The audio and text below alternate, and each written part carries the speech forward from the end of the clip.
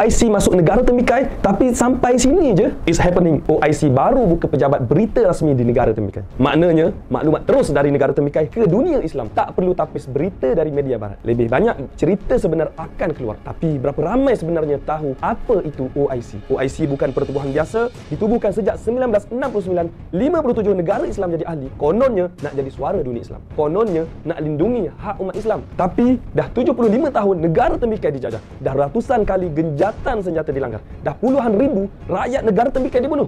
OIC buat apa? OIC saya lihat. Adakah sekadar itu? Sekarang mereka buka pejabat media di negara temikai. Itu bagus. Tapi adakah itu cukup? Berita sahaja tak cukup, bro. Negara temikai perlukan senjata, ekonomi dan tekanan politik. Kalau OIC hanya sekadar media, apa beza dengan Al Jazeera? Komen lebih kalau korang rasa OIC kena buat lebih dari sekadar buka pejabat berita. Like, komen, share dan save. Sebelum video ini di-delete, semoga share anda dikira sebagai salah satu dari perjuangan pembebasan Al-Aqsa. Jika untuk sebarkan video ini terasa berat, lalu apa yang kamu sanggup lakukan demi agamamu? Alhamdulillah, kami sedang salurkan bantuan anda ke Gaza. Jom sama-sama kita bantu mereka. Klik link di bio atau di bahagian komen.